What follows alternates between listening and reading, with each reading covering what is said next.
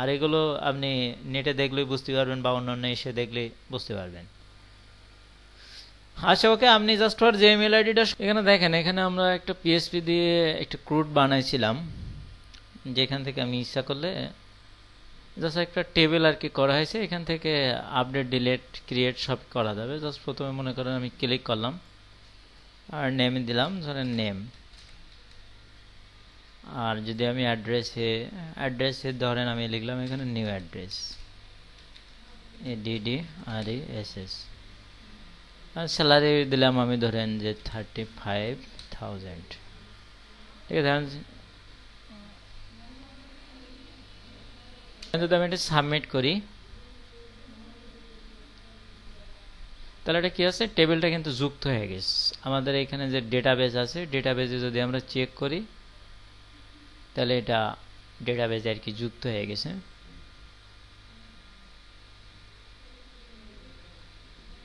এখানে আমরা ক্রুড নামে একটা ডাটাবেজ করছি, এই ডেটাবেজের ভিতরে টেবিল আছে এমপ্লয়ার্স নামে, এমপ্লয়ার্স টেবিলে ডেটাগুলো ঢুকছে। কিন্তু এই যে আমি কেবলমাত্র যেটা ঢুকাইছি, যে ডাটাটা ইনপুট করছি, এই যে নেম নিউ অ্যাড্রেস আর এই যে স্যালারি মানে 35,000 এই আর কি। তাই এখানে মেন বিষয় দেখেন, এখানে যেটা করা হয়েছে মানে আপনি যে কোনো সাইট আপনি করেন না কেন, এই র কোডগুলো আপনার লাগবে, এই র কোডগুলো আপনাকে অবশ্য লাগবে, কারণ এমন কোনো সাইট খুবই কম, যদি সেটা ডাইনামিক সাইট হয়, যে ডেটা ডিলেট আপডেট এবং ইনসার্ট করা লাগবে না।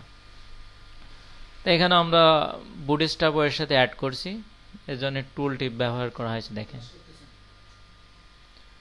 আর এখানে আপনি কি কি করতে পারেন, এখানে দেখেন ভিউ রেকর্ড, মানে এই রেকর্ডে কি তথ্য আছে এটা দেখতে পারবেন। তারপরে এখানে আপডেট করতে পারবেন, যদি আপডেটে আমি ক্লিক করে এটা জাস্ট ফর আপনি আপডেট করে দিতে পারবেন। যে নিউ অ্যাড্রেস 3, ধরেন এখানে নেমে যদি আমি 4 দেই তাহলে এখানে কি লিখে দেখেন,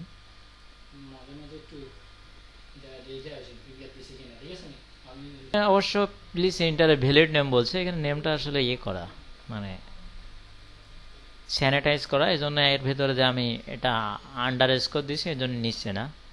ধরেন আমি এখানে নেম ব্যবহার করি, নেম 2 এরকম কিছু ব্যবহার করি। এখন যদি সাবমিট করি এখনো নেয়নি, মানে নেমের ভিতর তো অঙ্কের সংখ্যাও দেয় না, মানে এখানে আসলে টোটালে সুন্দর করে ভ্যালিডেশন করা আছে, এখনো সাবমিট হবে। ডেটাবেসে এগুলো করা যাচ্ছে। এখন যদি আমি এটা ডিলিট করতে চাই তাহলে জাস্ট ডিলিটে ক্লিক করলে কনফার্মেশন মেসেজ ইয়েস করলে ডিলিট হয়ে যাবে, ডিলিট হয়ে গেছে। এটা সম্পূর্ণ পিএসপি, আমি কোনো ওয়েবসাইট পাচ্ছেন কিনা। তো এখানে দেখেন যে আমি একটা ফাইল যদি দেখাই, এর জন্য আমরা যেগুলো করছি আপনাদের কাছে আসলে হয়তো ভারী হয়ে যাবে। এই যে এই ফাইলগুলো এখানে কাজ করা হয়েছে, যে আপডেটের জন্য একটা পিএসপি বানানো হয়েছে, এই যে এরর মেসেজটা দিচ্ছে এই ফাইল থেকে, মানে এটা আসলে একটা প্রজেক্টের কাজ বলতে পারেন, এখানে প্রায় সবই করা আছে। তো এখন যদি আমি জাস্ট ফর যেমন config.php তে আপনার ডেটাবেজের সাথে কানেকশন করা হয়েছে, আচ্ছা তারপরে ক্রিয়েটের জন্য এই ফাইলটা কিন্তু ব্যবহার হচ্ছে। তো আমি এখানে জাস্ট ক্রিয়েটের ফাইলটা দেখাই।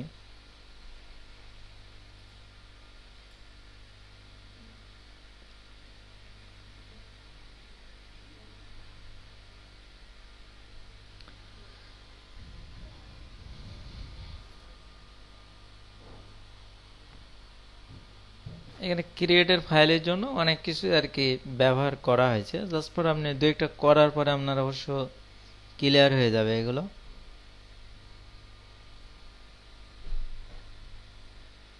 এই যে আমরা ঠিক যেমনভাবে ফর্মে ডেটা ইনপুট করি, ঠিক এখানে প্রথম সেই অনুযায়ী একটা ডেটা ইনপুট করার জন্য একটা ফর্ম বানায় নেওয়া হয়েছে। ঠিক আছে, তবে এখানে একটু কোড বেশি, যে বিভিন্ন রকম মানে ভ্যালিডেশন এখানে যুক্ত করা হয়েছে। এই যেমন এখানে লেখা হয়েছে HTML স্পেশাল ক্যারেক্টার্স, এর জন্য আপনার যেটা হচ্ছে যে আপনি যখন কোনো অ্যাঙ্গেল ব্র্যাকেট বা হাইপেন এগুলো দিয়েছেন তখন এটা আর কি ক্লিয়ার করছে বা এখানে এরর মেসেজ দেখাচ্ছে।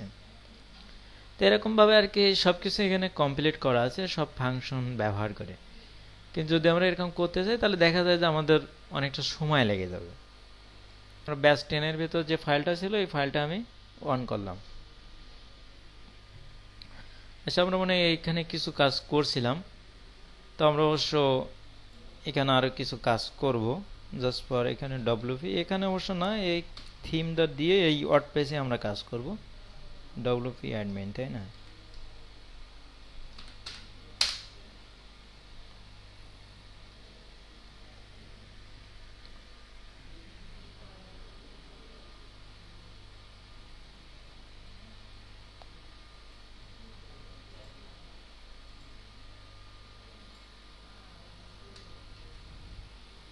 আপনাদের ফাইলটা তাহলে আপনারা অন করেন।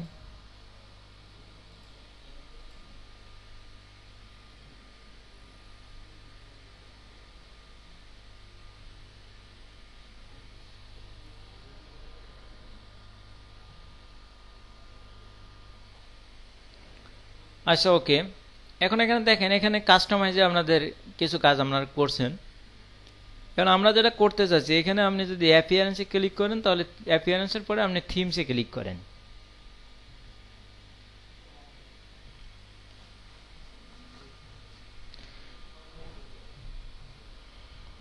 আমরা যদি একটা থিম চেঞ্জ করে তাহলে ওয়েবসাইটের ডিজাইনটা থিমের মতো হয়ে যায়। মানে এখানে ওয়ার্ডপ্রেস যে সিএমএসটা আছে এর সাথে থিমটা অনুযায়ী একটা ওয়েবসাইটের প্রায় 90% এফেক্ট আর কি পড়ে। থিমটা চেঞ্জ করলে টোটাল সাইটটা চেঞ্জ হয়ে যায়। মানে থিম মানে কিন্তু একটা ওয়েবসাইট। এখন আমরা যেটা করতে চাচ্ছি, আমাদের যেমন এখানে অ্যাস্ট্রা একটা থিম আছে যেটা দিয়ে আমরা কাজ করছিলাম, বা এখানে 2019 একটা থিম এখানে করা আছে। এরকমভাবে আমাদের একটা থিম এখানে বানাতে হবে। তো এই থিমটা যদি বানানোর জন্য আমরা চেষ্টা করি তাহলে আমরা আগে থিম ফোল্ডারের ভিতর যদি যাই, এখানে কিভাবে করা আছে কাজগুলো। জাস্ট আমার ফাইলটা আছে কত জ্যাম2 ভিতরে, তাহলে আমি যদি এর ভিতর যাই, এখন এখান থেকে যাচ্ছে কেন, ও আমার সি ড্রাইভ থেকে যেতে হবে। জাস্ট যে ড্রাইভে আপনার ইনস্টল করা আছে জ্যামটা, আপনি সেই ড্রাইভে যাবেন। তো এখানে জ্যাম2 এর ভিতরে আমি কাজ করছি এইচটি ডক্সের মধ্যে, তাই না? আর এখন কাজ করবো কিসে, ব্যাস 10 এর মধ্যে। তাহলে ব্যাস 10 এর মধ্যে দেখেন যে কন্টেন্ট, ডব্লিউপি কন্টেন্ট, এখানে কয়েকটা ফাইল আছে। ডব্লিউপি অ্যাডমিন, এখানে আসলে অথরাইজেশনের বিষয় নিয়ে কাজ করা আছে। এটা আমাদের বেশি কাজ করা লাগে না, এখানে ওয়ার্ডপ্রেস থেকেই করা, এগুলো আমাদের ঢোকা লাগে না বললেই চলে।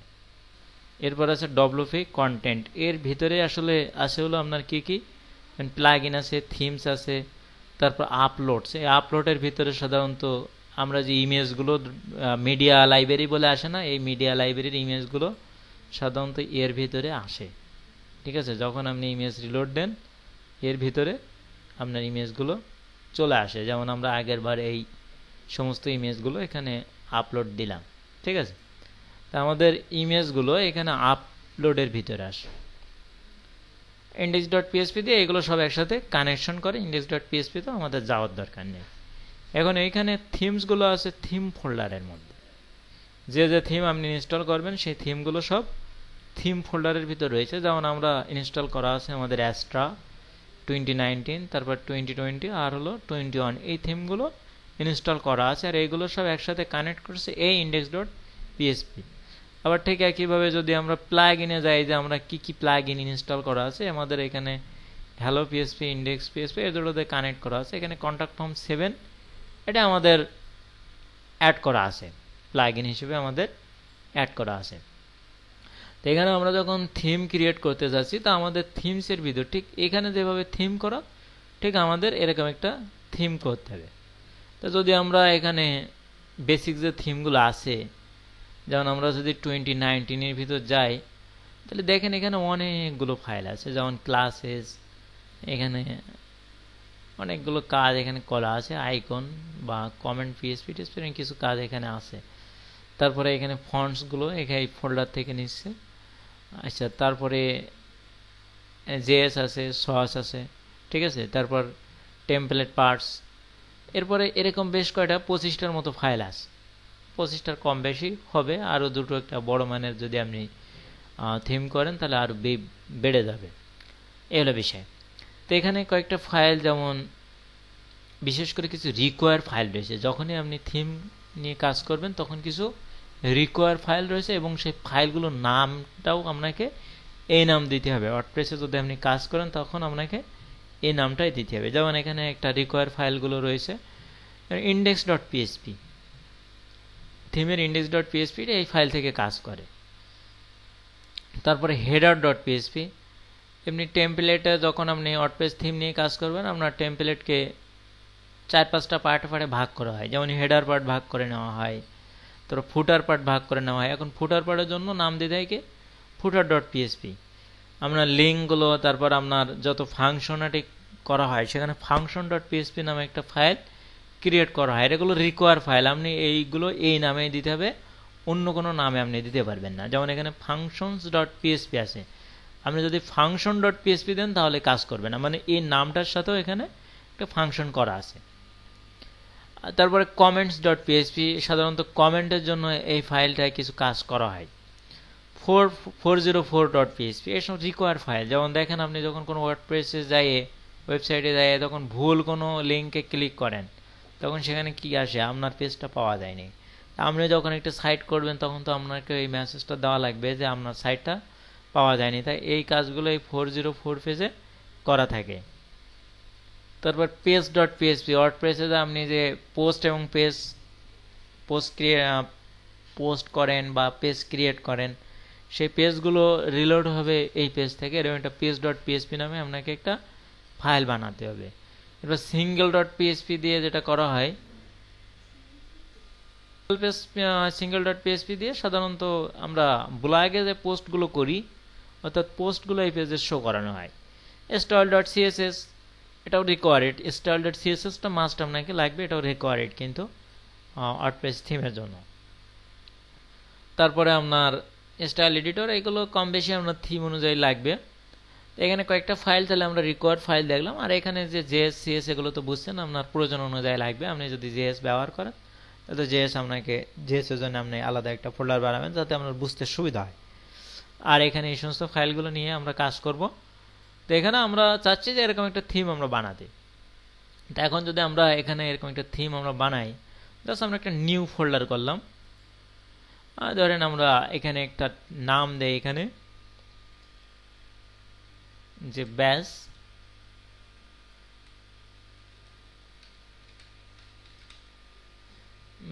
10 থিম, আমি এরকম একটা নাম দিচ্ছি। অবশ্য আমার নামের সাথে দেওয়া আপনাদের ভালো, তা না হলে আবার মানে আপনাদের ভুল সংশোধন করতে পারলে ভালো, পরে সমস্যা না হলে। তো এরকম একটা নাম আমি দিলাম, এখানে একটা ফোল্ডার বানাইছি ব্যাস 10 থিম, এরকম একটা ফোল্ডার আমরা বানাইছি, এখানে আর কিছু না। এখন যদি আমরা এখান থেকে আমাদের যে পেজটা আছে, থিমের যে পেজ, এই পেজটা যদি আমরা একটু রিলোড দেই তাহলে দেখি তো কোনো রিয়াকশন ঘটে কিনা।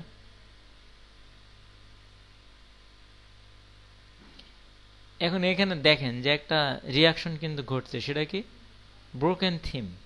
এই লেখাটা কিন্তু আগে ছিল না, আমরা যে ব্যাস 10 থিম বলে নামটা দিছি সেই নামটাও কিন্তু এখানে চলে আসছে। আপনি ইচ্ছা করলে এটাকে ডিলিট দিতে পারেন, এটা আপনার ডিলিট কিট আপনার বানাতে হয়নি।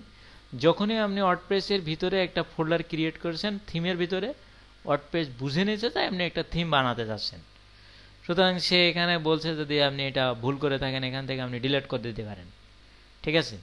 বা আপনি হয়তো অনেক সময় দেখা যায় যে আমরা যে কোনো জায়গায় একটা ফোল্ডার বানিয়ে সেখানে কিছু রাখতে চাই, তো এখন থিমের ভিতর যদি আপনি কোনো ফোল্ডার বানান তার সাথে সাথে সে কি বলবে, এটা থিম, আপনি যে কোনো নাম দিতে পারেন, ব্যাস 10 থিম দিছি, আপনি যদি অন্য কোনো নাম দেন সেটাও একই কাজ করবে। তাই এখানে তাহলে ওয়ার্ডপ্রেস কি বোঝাচ্ছে আমাদের, যে আপনি একটা থিম বানাচ্ছেন বা থিম আপনি একটা ক্রিয়েট করেছেন বা একটা থিম আপনি রাখছেন থিম ফোল্ডারের ভিতরে, কিন্তু সেটা কি ব্রোকেন থিম। মানে ব্রোকেন থিম মানে কি ভাঙা থিম, মানে এই থিমটা কাজ করা যাবে না। এখানে এই থিমে যেমন অ্যাক্টিভ বাটন আসছে, আমাদের থিমে কিন্তু অ্যাক্টিভ বাটন এখনো আসেনি।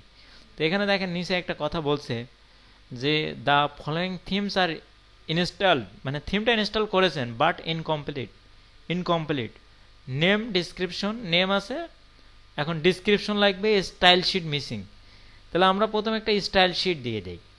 এখানে আমরা যে থিমটা যে বানাচ্ছি এর ভিতরে আমরা এর ভিতর ঢুকে একটা স্টাইল শিট আমরা দিয়ে দেই।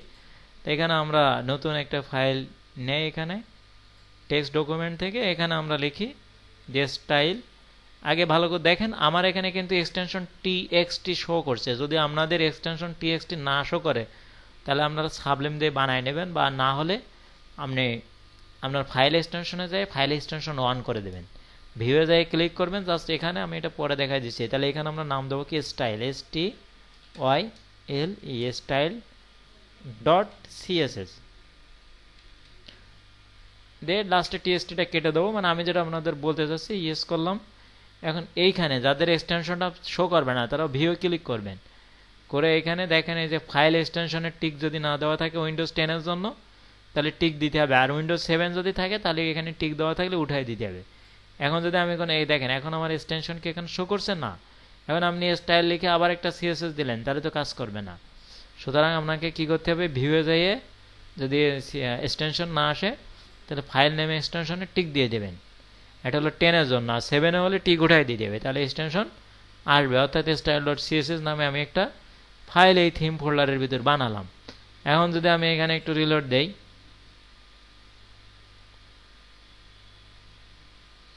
এখন দেখেন সে অন্য কথা বলছে যে the following themes are installed but incomplete. এখন ইনকমপ্লিট বলছে, template is missing, template missing, standard themes need have to, অবশ্য থাকতে হবে কি ইন্ডেক্স ডট পিএইচপি। এখন কিন্তু স্টাইল ডট সিএসএস এর কথা বলছে না, ঠিক আছে। স্টাইল ডট সিএসএস যখনই আমরা যুক্ত করেছি, যদিও আমরা স্টাইল ডট সিএসএস এর ভিতর কিছু লিখিনি, কিন্তু তারপরও সে এটা গ্রহণ করেছে যে ঠিক আছে আপনি স্টাইল ডট সিএসএস যে লিখছেন এটা ঠিক আছে, কিন্তু আপনার ইন্ডেক্স ডট পিএইচপিটা কই, মানে এর পরের কাজকে আপনাকে ইন্ডেক্স ডট পিএইচপিটা লিখতে হবে।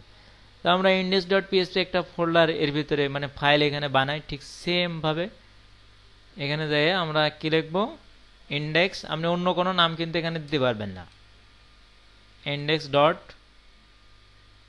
পিএইচপি পিএইচপি আমরা লাস্টে টিএক্সটিটা বাদ দিয়ে দিলাম। আচ্ছা ওকে, এখন যদি আমরা এখানে আবার একটু রিলোড দেই যে এখানে আর কিছু আমাদের বলে কিনা।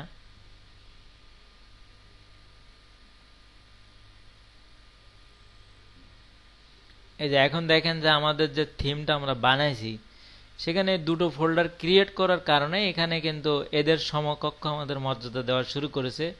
এখানে বলছে এখন আপনি ইচ্ছা করলে অ্যাক্টিভ করতে পারেন, লাইভ প্রিভিউ দেখতে পারেন, যদিও আমাদের থিমের ভিতরে এখন কিছু নেই, ব্ল্যাঙ্ক থিম, কিন্তু তারপরেও কিন্তু আমাদের এখানে অ্যাক্টিভ করার পারমিশন দিয়েছে। আমরা যদি এখন অ্যাক্টিভ করি তাহলে আমাদের থিম কিন্তু এখন এই সমস্ত থিমের মতো অ্যাক্টিভ হয়ে যাবে।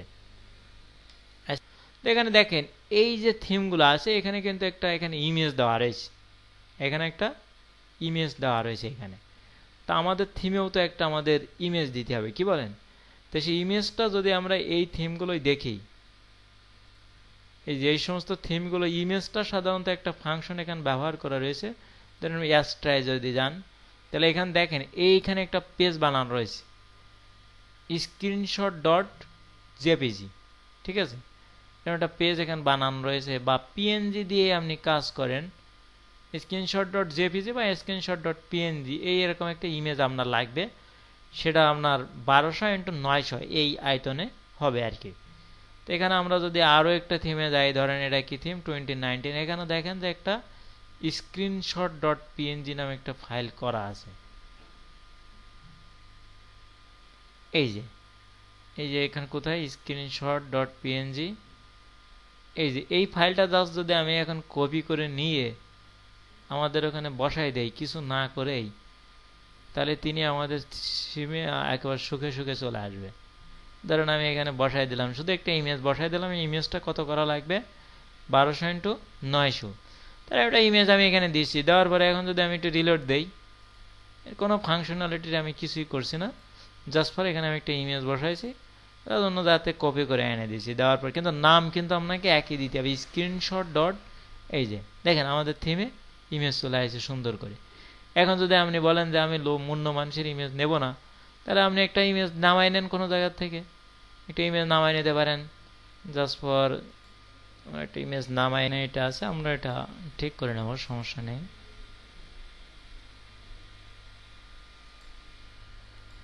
আপনি জাস্ট একটা ইমেজ ডাউনলোড করেন তো।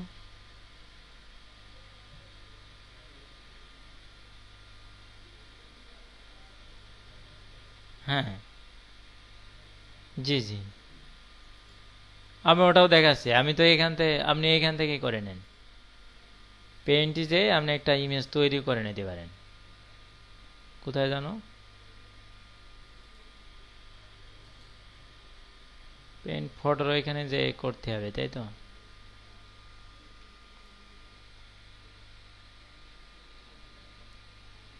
জাস্ট একটা ইমেজ হলে আপনার হচ্ছে, ঠিক আছে। জি জি জি,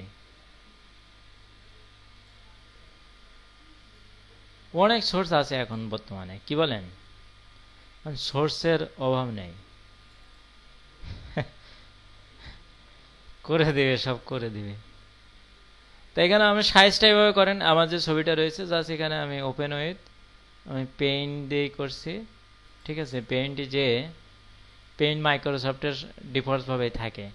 তো এখানে আপনি রিসাইজে যে আপনি এখানে পিক্সেল দেন, মেনটেন রেশিওটা বাদ দেন, তাহলে 1200। আপনি অন্য রেশিও দিলেও কাজ করবে। তো এটা হলো অ্যাডজাস্ট, মানে আউটপেসে যেটা দেওয়া থাকে 1200 × 900, কেননা এটা তো ওদের যে সিএসএস করা আছে সেই অনুযায়ী কাজ করবে। 1200 × 900 দিয়ে দিলাম, ঠিক আছে। তাহলে জাস্ট আমি সেভ করি। এখন আমি এই পিকচারটা জাস্ট ওখানে নিয়ে যাই।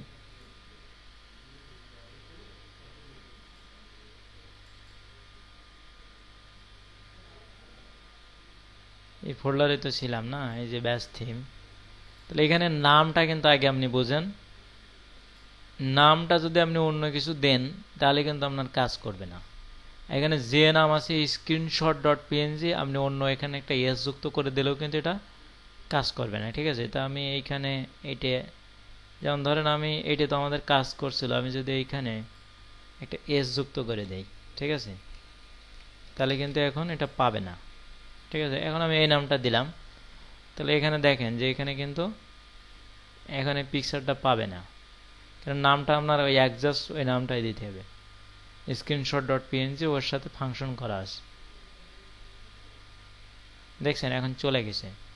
সুতরাং নামটা কি করবেন আপনারা অবশ্য দেখে screenshot.png এই নামটা দিবেন। তাহলে আমরা এই নামটা এখানে অ্যাড করে দেই,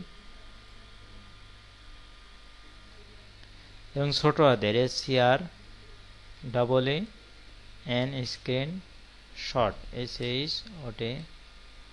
screenshot.png আমাদের এই নামটাই দিতে হবে। তাহলে এখন দেখেন, এখন যদি আমরা এখানে রিলোড দেই তাহলে আমাদের যে ইমেজটা আমরা দিছি এই ইমেজটা চলে আসবে। এটা আমাদের ইমেজটা সুন্দরভাবে চলে আসছে। আচ্ছা, আপনাদের দেখেন এই বন্ধু, আপনাকে কি করতে হবে, ফার্স্টে একটা ফোল্ডার বানাতে হবে আপনার। ধরেন এখানে আমি একটা ফোল্ডার বানালাম যে নিউ নামে বা টেস্ট নামে, আমি একটা ফোল্ডার এখানে বানালাম। বানানোর সাথে সাথে দেখেন এখানে একটা আপনার একটা রিয়াকশন ঘটবে। এখানে আপনি এখন রিলোড দেন, তাহলে এখানে টেস্টটা চলে আসবে, ঠিক আছে। কিন্তু টেস্টটা চলে আসার পরে এখানে দুইটা ফাইল মিসিং এর কথা বলবে। এই যে ব্রোকেন থিম নামে দেখেন চলে আসছে, যে টেস্ট নামের একটা থিম কিন্তু ব্রোকেন। তাহলে এর ভিতরে দুইটা ফাইল আপনার বানাতে হবে। এই যে আপনি যে ফোল্ডারটা বানাইছেন এই ফোল্ডারের ভিতরে যে দুইটা ফাইল আপনার বানাতে হবে, একটা হলো জাস্ট এখানে আমি দুইটা ফাইলে একবার বানাই নেই, একটা হলো আপনার style.css style.css একটা ফাইল বানাতে হবে, আরেকটা ফাইল বানাতে হবে index.php। এটা রিকোয়ার্ড, মানে বাকি যে ফাইলগুলো আপনাদের দেখাচ্ছি সবগুলো আস্তে ধীরে বানানো হবে, এইভাবে সমস্যা ফেস করা হবে আর বানানো হবে। ইন্ডেক্স যেখানে যেটা লাগে index.php এই নামে আরেকটা ফাইল এখানে বানালাম।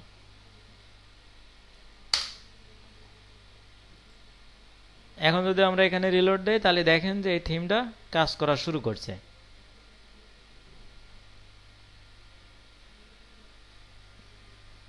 এই যে দেখেন আমরা নতুন যে টেস্ট নামে থিমটা বানাইছি সেটা কিন্তু কাজ করা শুরু করেছে। এখন এখানে একটা ইমেজ, এই প্রত্যেকটা থিমের স্ক্রিনশট একটা পেজ আসতে, যে থিমটা দেখে বোঝা যাচ্ছে আপনি পেজটা যেভাবে ডিজাইন করবেন এই অ্যাস্ট্রা, এখানে কিন্তু একটা থিমে কিন্তু ইমেজ দেওয়া, আপনি কিন্তু দেখে বুঝতে পারছেন। এখন ধরেন আপনি অ্যাস্ট্রা থিমটা নিয়ে কাজ করছেন, ধরেন আপনাদের কেন ডেভেলপটা শেখানো হচ্ছে, এখন আপনার ক্লায়েন্টকে আপনি যদি এই থিমটা রাখেন তাহলে কিন্তু আপনার ক্লায়েন্ট সহজে বুঝতে পারছে যে অ্যাস্ট্রা থিমটি আপনি করছেন। আপনি ইচ্ছা করলে থিমের নাম আপনি চেঞ্জ করে দিতে পারেন। কিভাবে? এটা আপনার নাম দিতে পারেন। আমি যতটুকু এখন শিখাইছি এর ভিতরে এখানে যে থিম আছে আপনি এটা ফ্রি থিম দিয়ে কাজ করছেন, তাতে সমস্যা কি? এখন আপনি এটা আপনার নাম দিতে পারেন, আপনার একটা নিজস্ব কোম্পানি আছে সেই অনুযায়ী আপনি একটা এখানে স্ক্রিনশট দিতে পারেন। এতটুকু ক্ষমতা অলরেডি আপনার হয়ে গেছে যদি আপনি এটুকু বোঝেন। এখন আপনি এখানে চাচ্ছেন যে আপনার মতো করে একটা ইমেজ আপনি দিবেন, এখানে এরকম একটা স্ক্রিনশট থাকবে। কেন থিম তো আপনার কোম্পানি, যদি একজন ছোটোখাটো প্রোগ্রামার সে কোম্পানি থাকে সে তো দেখবে আপনি কি থিম দিচ্ছেন, কেমন কাজ করছেন, থিম তো আপনার রাখা লাগবে হট পেজে, তাই না? তো এখানে আপনি একটা স্ক্রিনশট দেন। তাই স্ক্রিনশট দেওয়ার সিস্টেমটা কি, সেটা আপনাকে অবশ্য নামটা দিতে হবে স্ক্রিনশট ডট পিএনজি। যেমন আমরা এখানে আর আমরা লিখতে চাচ্ছি না, জাস্ট ফর মনে করেন আমরা এটা কোন জায়গায় যেন টেস্ট নামরা এই যে এই থিমের ভিতরে, তাই না? ধরেন আমরা এখানে অ্যাস্ট্রার ভিতর তো একটা ইমেজ আছে জেপিজি, আমরা এটা দিয়ে দেখি এটা কাজ করে কিনা। স্ক্রিনশট ডট যে জেপিজি ফাইলটা আছে, জেপিজি বা পিএনজি এইভাবে আপনার নাম করতে হবে। তো এই আমরা অবশ্য সবসময় পিএনজি নামকরণ করি, কিন্তু আজকে অ্যাস্ট্রায় জেপিজি আছে, এই জন্য জেপিজি দিয়ে দেখছি টেস্ট করে আসলে কাজ করে কিনা। এর আগে আমার জেপিজি দিয়ে কাজ করা হয় না, আমরা পিএনজি দিয়ে শিখছি এবং আমরা পিএনজি ফাইলটাই নিই সবসময়। তাহলে এখানে অবশ্য কিন্তু নাম কিন্তু আপনার খুবই মূল্য এখানে। যেমন ইন্ডেক্স ডট পিএসপি ছাড়া অন্য কিছু যদি আপনি দেন তাহলে কিন্তু এটা কাজ করবে না। আবার স্টাইল ডট সিএসএস এর ভিতর কিন্তু এখন কিছু করে নেই, কিন্তু নামটা দেওয়ার কারণে কিন্তু কাজ করছে, কারণ এই নামটা ধরে ফাংশন করা আছে। আবার যে স্ক্রিনশট ডট জেপিজি এখানে দিচ্ছি, দেখি এখন এটা কাজ করে কিনা। আমি আগে অবশ্য যতগুলো ব্যবহার করেছি সব পিএনজি ব্যবহার করেছি, জেপিজি ব্যবহার করা হয়নি। কিন্তু অ্যাস্ট্রায় আছে যেহেতু এই জেপিজি দিলেও তাহলে বোঝা গেল যে কাজ করবে। এখন দেখেন যে এখানে যা রয়েছে এখানে তাই রয়েছে। এখন ধরেন আপনি একটা অ্যাস্ট্রা থিম দিয়ে কাজ করছেন, আপনার কিন্তু সমস্যা নেই, আপনি কিন্তু এটা চেঞ্জ করা শিখে গেছেন। যদি সব কিছু আপনি পারবেন না, কারণ এর ভিতরে অনেক কাজ আছে, আপনি যখন আস্তে ধীরে যাবেন তবে অনেক কিছুই আপনি আশা করি শিখবেন যদি আপনারা মনোযোগ দেন এখানে কাজ।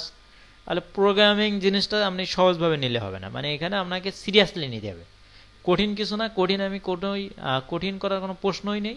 আমি ক্লিয়ারলি আপনাদের বুঝাবো, কিন্তু আপনাদের দরকার হলো আপনার সিরিয়াসলি নেন, একটু প্র্যাকটিস করেন, তখন দেখেন একেবারে কি ইজি। তাহলে আশা করি এই পর্যন্ত বুঝতে পারেন যে এই পর্যন্ত কীভাবে আসছে, আশা করি আপনারা এটা বুঝতে পারছেন। করলে এখান থেকে ডিলিট করতে পারেন কিভাবে, এখানে আপনি ক্লিক করেন, করলে দেখেন এখানে ডিলিট অপশন আছে। তো আমি টেস্ট নামে একটা নতুন থিম বানাইছি, তাই এটা তো আমার রাখার দরকার নেই, তাহলে আমি এটা ডিলিট করে দিলাম, ইয়েস করলাম, তাহলে এটা ডিলিট হয়ে গেল। এখন আমাদের এখানে আমরা এই থিমটা নিয়ে কাজ করব। তো এখন একটা বিষয় দেখেন যে এখানে যে 2019 যে থিমগুলো আছে, এখানে দেখেন থিম ডিটেলসে ক্লিক করলে এখানে অনেক কিছু তথ্য আসতেছে। এখানে থিম ডিটেলসে কি আসতেছে, আপডেট অ্যাভেলেবল, আপনি আপডেট করতে পারবেন সবসময়। There is new version of 2019 এটা আসতেছে, অনলাইন ডিটেলস ইত্যাদি ইত্যাদি অনেক কিছু কথা এখানে রয়েছে। এনেবল অটো আপডেট আছে, অনেক কিছু কথা এখানে লিখে দিয়েছে। ওয়ান কলম ফ্লেক্সিবল হেডার, অ্যাক্সেসিবল হেডার, অনেক কথা, টেক্সট অনেক কিছু লিখে দিয়েছে এখানে। এখন আমরা চাচ্ছি যে আমাদের থিমে যখন আমাদের ইউজাররা ক্লিক করবে, তারা আমরা যে থিমটা বানাইছি তারা আমাদের এখানে ডিটেলসটা দেখতে পাবে। তো সেটা কিভাবে, আপনাকে এর জন্য যেটা করতে হবে, আপনি এখানে আগে একটা ফাইল আপনি দেখেন যেটা কিভাবে করা হচ্ছে। যদি আমরা একটা ফাইল এখানে যাই, জাস্ট আমি আমার এক্স ফোল্ডার বাইরে এসেছি দেখি। তা ধরেন আমি এখানে একটা থিমের ভিতর যাই,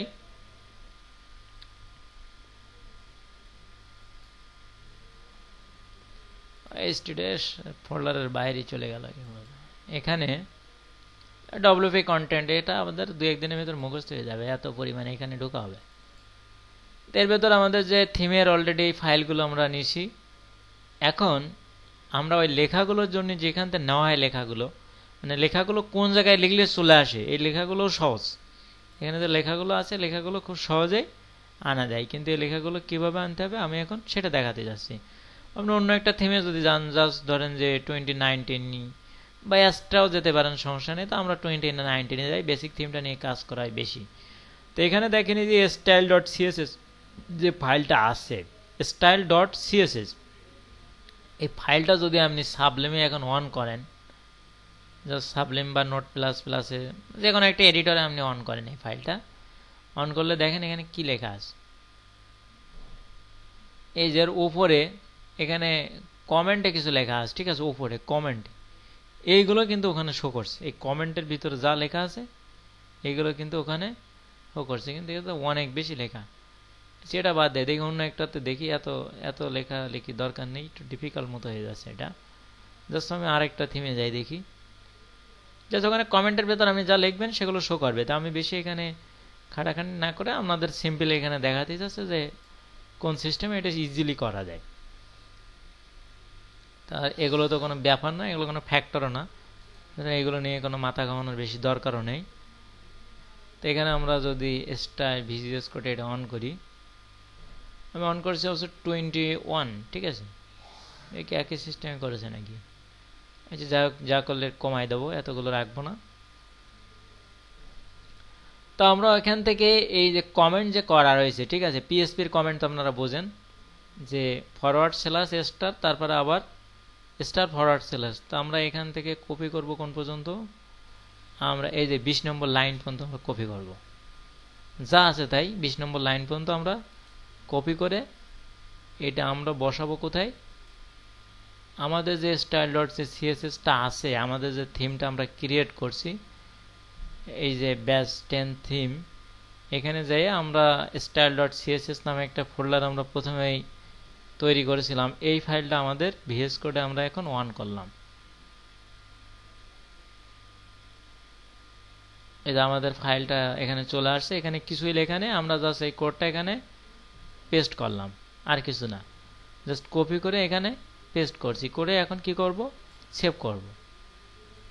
সেভ করলাম আমরা। এখন যদি আমরা এই যে আমাদের যে থিম আমরা ক্রিয়েট করতে চাচ্ছি, এখানে এখন যদি আমরা ক্লিক করি, তখন দেখেন যে এখানে কিছুই নেই, ফাঁকা। এখন যদি আমরা একটু রিলোড দেই, ঠিক আছে, এখানে যদি আমরা একটু রিলোড দেই,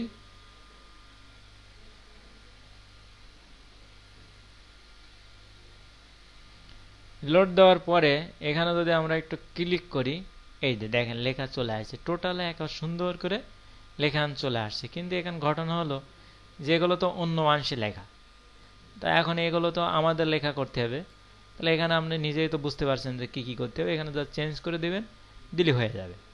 আর এগুলো আপনার প্রত্যেকটা থিমের জন্য প্রায় সেম সেম কাজ, আপনার থিমে কি কি করবেন সেগুলো কি কি আছে কমেন্টের ভেতর লিখে দিলে এখানে সেগুলো অটো চলে আসবে। এখানে আপনার এখানে কোনো ফাংশনালিটি কিছুই নেই, এখানে ওয়ার্ডপ্রেসে ডিফল্ট ফাংশন করা আছে। আচ্ছা, আগে আপনারা এই পর্যন্ত একটু করে নেন, তারপরে আমরা নতুন কাজ করব। আমি যেটা করছি, প্রথম 21 এই থিমের ভিতর জিজ্ঞেসি যে স্টাইল ডট সিএসএস যে ফাইলটা আছে, এই ফাইলটা আমি এডিটরে অন করছি, করার পরে এখানে কমেন্ট থেকে নাম্বার 1 1 নম্বর লাইন থেকে 20 নম্বর লাইন পর্যন্ত যে কমেন্ট আছে, এই কমেন্টটা আমি কমেন্টের ভিতরে আমি কপি করছি, বা আপনার যদি কমেন্ট বাদ পড়ে যায় আপনি অবশ্যই কমেন্টটা দিয়ে দেবেন এখানে এসে। দেওয়ার পরে এখন পরের কাজ পরে হবে, যে আপনার স্টাইল ডট সিএসএস এই ফাইলটা যুক্ত করে দেন। এর ভিতরে যদি কারো সমস্যা থাকে বলেন। এখানে আছে 2021, তা আমরা এখানে চেঞ্জ করে কি করব, আমরা যে নামটা দিয়েছি সেই নামটা এখানে দিয়ে দেই, ব্যাস BATCH, এগুলো আপনি নিজে দেখেন বুঝতে পারবেন, ব্যাস 10 থিম THEME এরকম নাম দিয়ে দেয়। এখানে থিম ইউআরএলটা মানে এই থিমটা কোন ইউআরএল কিল পাওয়া যাবে, তা আমরা ধরেন যে আমরা ওয়ার্ডপ্রেসের সাইটে এই থিমটা রাখছি, তা আমরা ওয়ার্ডপ্রেসের থিম এখানে আমাদের থিমের নামটা দিয়ে দিই, যে ব্যাস 10 থিম, যে ইউআরএল আছে এখানে জাস্ট ফর 20 মানে 2020 যেখানে যা আছে ওগুলো সব চেঞ্জ, ঠিক আছে। তাহলে এখানে আমরা কি লিখবো, BATCH ব্যাস 10 থিম THEME এই। এরপরে কি বলা হচ্ছে, অথর অ্যাড্রেস, ঠিক আছে, আপনার যদি কোনো অ্যাড্রেস থাকে তাহলে আপনি সেটা দিতে পারেন। ধরো আমার আপাতত অ্যাড্রেস নেই, আমি facebook.com দিচ্ছি, যে facebook.com গেলে পাওয়া যাবে ফেসবুক, বা আমি জাস্ট মনে করেন আমার ফেসবুকের অ্যাড্রেস যে myfacebook.com FAC।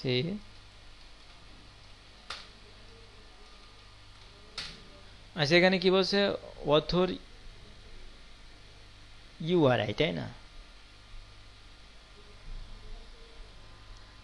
এটা আপনি জাস্ট এখানে আপনারটা দিয়ে দেবেন।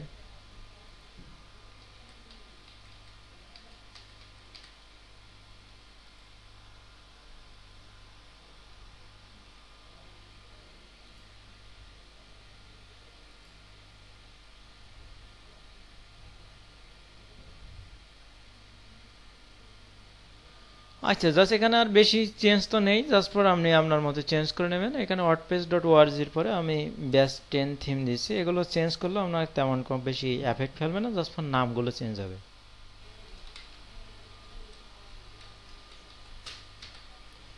হ্যাঁ, ডিসক্রিপশনের ফার্স্ট নেমটা আপনি চেঞ্জ করে দেন। ডিসক্রিপশনটা আপনি যে থিমটা করেছেন সেই অনুযায়ী করবেন।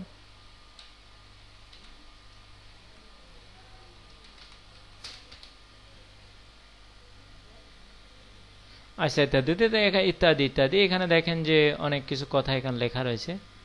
এই যে আপনাদের এগুলো বুঝে শুনে সেই অনুযায়ী এখানে চেঞ্জ করে, বা আপনি যে ডিসক্রিপশনটা আপনি বোঝেন, আপনি এখানে ইচ্ছা করলে আপনার ডিসক্রিপশন এখানে আপনি লিখতে পারেন, সেটা ওখানে ক্লিক করলে শো করবে। কিন্তু আমাদের এটা তার আহামরি এমন কিছু হচ্ছে না, এই জন্য আমরা অত বেশি কিছু এখানে করছি না। এখানে রিকোয়ার্ড অ্যাটলিস্ট পিএসপি 5.3, এখানে হয়তো আপনি এখন দিতে পারেন যে 7.3, যে আমাদের থিমে কাজ করতে গেলে অন্তত 7.3 লাগে। টেস্টেড আপ টু 5.6, আপনার থিম কোন পর্যন্ত চেক করা হয়েছে হ্যাঁ এটা দিয়ে দিলেন আপনি। এগুলো তো ফ্যাক্টর না, ধরেন আপনি দিলেন যে 7.3, 7 পয়েন্ট আছে, এটাই থাক।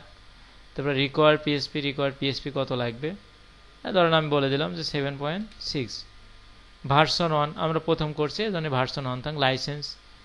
লাইসেন্স এটাই থাক, লাইসেন্স ইউআরআই এগুলো না দিলেও চলে, এগুলোর দরকার নেই আমাদের। লাইসেন্স ভার্সন পর্যন্ত থাক, এগুলো আমরা বাদ দিয়ে দিই। আচ্ছা, তারপর কি আছে ট্যাক্সে, মানে এগুলো আপনার থিমে এগুলো সাপোর্ট করবে, ঠিক আছে। আচ্ছা, কোনো সমস্যা এই থিম মানে পিএসপি যদি 7.3 তো মাস্ট বি লাগবে, আমরা যেটা বলতেছি। এখন আপনি 7.4 ব্যবহার করলে সমস্যা নেই, 5 ব্যবহার করতে পারেন, 6ও ব্যবহার করতে পারেন। এগুলো আমরা চেক করেছি, আমরা যে থিমটা বানাইছি, আমাদের থিমটা দিয়ে যে পিএসপির ভার্সন যখন চেঞ্জ হয় তখন তো কিছু না কিছু আপডেট আসে, তাই না? সেই আপডেটটা যদি আপনার থিমের উপর প্রভাব পড়ে কিনা, আপনি এটা টেস্ট করেছেন কিনা, সেটা এখানে লেখা হয় যে এটা চেক করা হয়েছে। রিকোয়ার্ড পিএসপি,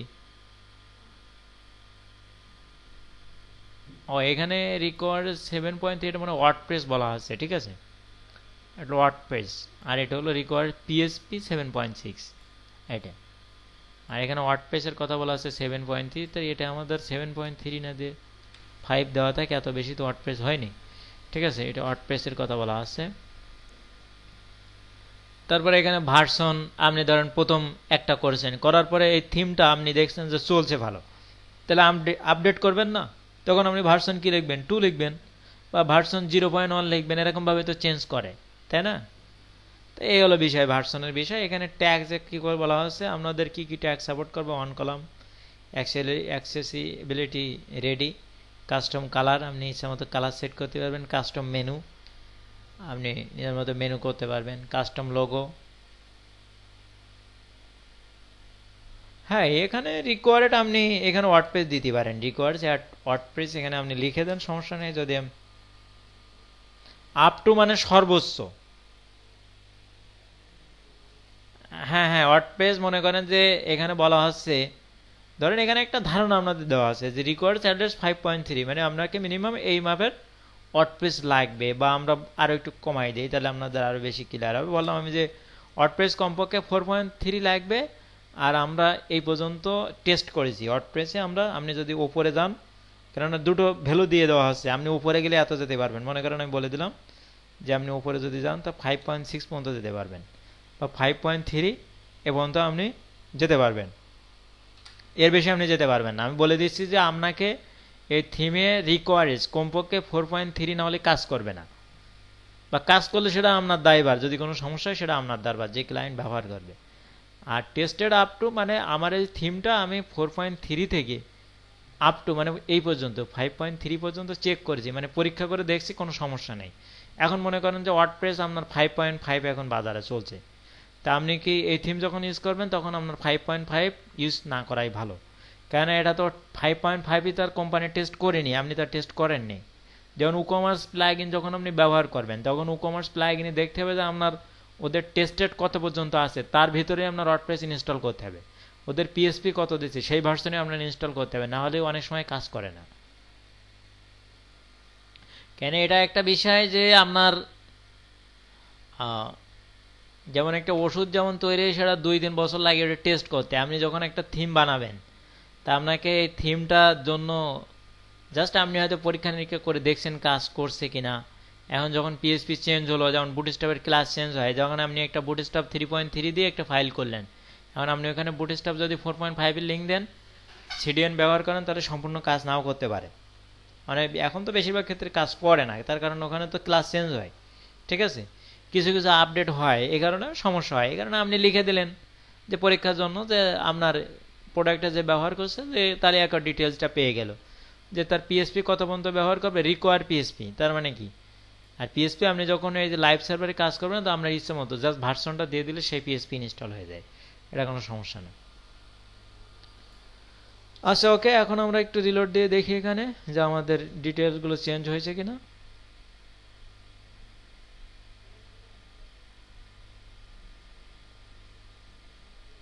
এই যে আমরা যে নামটাম দিছি, নামটাম সবগুলো এখানে চেঞ্জ হয়েছে। এখানে ওয়ার্ডপ্রেস থিম দিছি, এখানে বাই আমরা লিখে দিই বাই এলইডিপি ব্যাচ 10, এটা আমরা লিখে দিই। এই যে কোথায় যেন রয়েছে যে ওয়ার্ডপ্রেস থিম, এখানে আমরা অথর লিখে দিই যে এলইডিপি ব্যাচ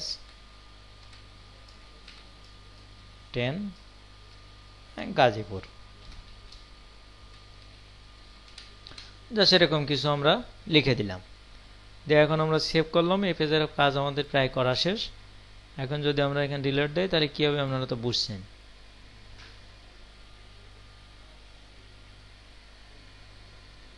আচ্ছা ওকে, তাহলে এখন প্রায় কাজ কমপ্লিট। এখন আমাদের কি করতে হবে, অ্যাক্টিভ করতে হবে। আর অ্যাক্টিভ করার আগে সাইটটা আগে ভিজিট করে আপনাদের দেখাই। এখন তো এক্সট্রা থিম অ্যাক্টিভ করা রয়েছে, তাহলে আমরা সাইটটা যদি ভিজিট করি তাহলে কোন অবস্থায় আছে সাইটটা সেটা দেখেন আপনারা। এই যে এক্সট্রা থিম দিয়ে যদি আমরা ভিজিট করি তাহলে সাইটটা কিন্তু এই অবস্থায় আছে। এখন আমরা যে থিমটা যে বানাচ্ছি, এখন আমরা সেই থিমটা অ্যাক্টিভ করে দেখি যে কি হয়। এখানে আমার কি আসতেছে, the theme does not work with your version. ও এখানে কি লেখা আসছে শোনেন, এই যে আমরা যে পিএসপির ভার্সন দিছি, ঠিক আছে, এখন এখানে কি লেখা আসছে দেখেন। এখানে লেখা আসছে যে learn more about update PSP. এখানে করছে কি পিএসপি আপডেট করতে হবে, নাহলে থিমে কাজ করবে না। কথা কি বলে বুঝছেন? এখন কিন্তু আপনি থিম অ্যাক্টিভই করতে পারবেন না, মানে এখানে জাস্ট এতটুকু লেখা হয়েছে। তাহলে এই কথাটা কোথাতে আসতেছে তাহলে দেখেন, এখানে আমাদের থিম এতক্ষণ পর্যন্ত কিন্তু অ্যাক্টিভ ছিল, অ্যাক্টিভ করা যাচ্ছিল। এখন আমরা যখনই এখানে পিএসপির ভার্সনটা আপডেট বলছি যে রিকোয়ার্ড 7.6 এটা লাগবে, সম্ভবত আমার এটা হয়তো 7.6 নেই, আমার হয়তো 7.3 আছে। এ কারণে কিন্তু এখন কি বলছে যে এখানে আপনার এটা কাজ করবে না। ঠিক আছে, এখন যদি আমি এটা 7.3 দিয়ে দেই বা 2 দিয়ে দেই, এখানে রিকোয়ার্ডস দিলে সেটাই লাগবে। তো এখানে যদি আমি এখন যদি দেই, এখন কিন্তু এখানে অ্যাক্টিভ করা যাচ্ছে না। এখন যদি আমি আবার একটু রিলোড দেই, এই যে এখন কিন্তু অ্যাক্টিভ হয়ে গেছে। ঠিক আছে, তার মানে আমি যখন 7.6 দিয়েছিলাম এখানে রিকোয়ার্ড পিএসপি, আমার এখানে পিএসপি সম্ভবত আছে হলো 7.3 আছে সম্ভবত। ঠিক আছে, 7.3-র পরে আমি আর আপডেট করিনি। যখন এটা দেওয়া হচ্ছে তখন কিন্তু এখানে কি করছে, থিমটা আমরা অ্যাক্টিভ করতে দিচ্ছি না। তাহলে একটা বিষয় দেখেন, star.css এর এখানে যদিও কমেন্টে লেখা, কিন্তু কমেন্টে লেখার বিষয়ে কিন্তু অনেক পার্থক্য আছে। আপনি যদি ইচ্ছা মতো একটা চেঞ্জ করেন, এর সাথে কিন্তু একটা ফাংশন করা। এখানে যদি আমরা 7.6 দিয়ে রাখি তাহলে ইনি কিন্তু নেবে না, পিএসপি কিন্তু সে চেক করবে যে পিএসপি 7.6 আছে কিনা। তো এখন আমরা কথা না বাড়াই, আমরা থিমটা এখন অ্যাক্টিভ করে দেই, দিয়ে দেখি যে আমাদের এখন তো আমাদের এইগুলো আসতেছে। এখন আমরা অ্যাক্টিভ করার পরে দেখি আসলে কি আসে। তাহলে আমরা অ্যাক্টিভ করে দেই।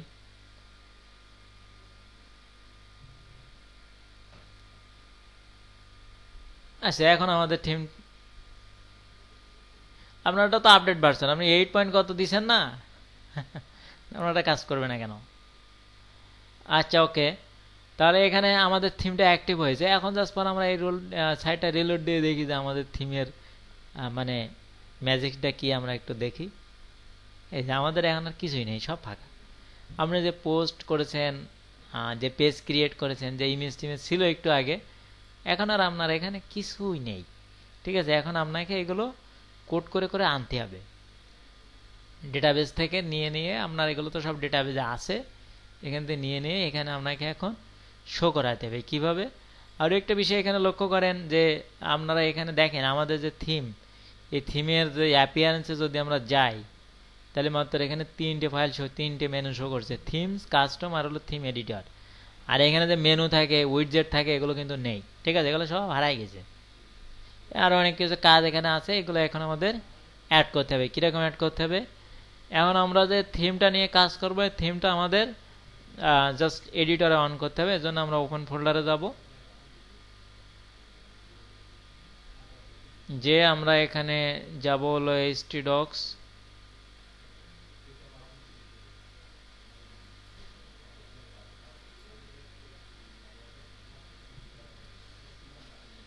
এটা আমাদের ফাইলটা আছে হলো ব্যাস 10 এর ভিতরে, এর ভিতরে কন্টেন্ট, তারপরে থিমস, তারপরে এটা। আমরা এই ফাইলটা জাস্ট চলে যাই। আচ্ছা, দুটো ফাইল নেই, 2021টাও নেই, মাঝে মাঝে এটারও লাগবে না দেখানোর জন্য। তার দুটো ফাইল আমি একসাথে এখানে অন করে নিচ্ছি। তাহলে এবার আমরা index.phpটা এবার কাজ শুরু করি। আমরা এতক্ষণে বানাইছি ফাইল, এখন আমরা এর ভিতরে একটা কোড লিখি।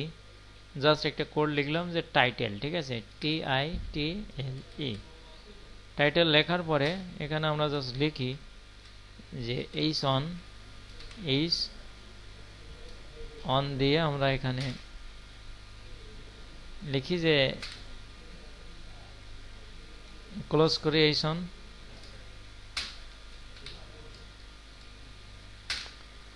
এইখান ক্লোজ করলাম। এর ভিতর আমরা লিখি যে just test our theme, TEST, test our way theme. Okay, our theme test, এটা হয়েছে, তা হোক, সমস্যা নেই। জাস্ট সেভ করি। করে এখানে যদি আমরা একটু এখন ডিলোড দেই যে এখন কিছু আসে কিনা।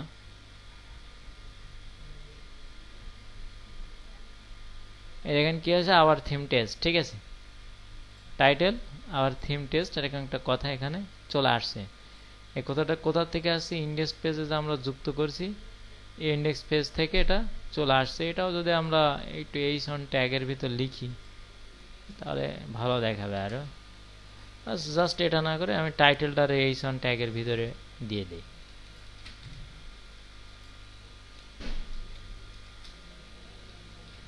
জাস্ট এখন রিলোড দিলে কি হবে?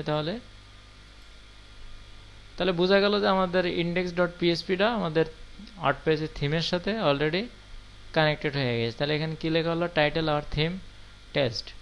তাহলে এখানে আমরা যেটা লিখছি সেটা এখানে শো করছে। দেখেন আগে এই পর্যন্ত আমাদের কমপ্লিট হয়েছে কিনা।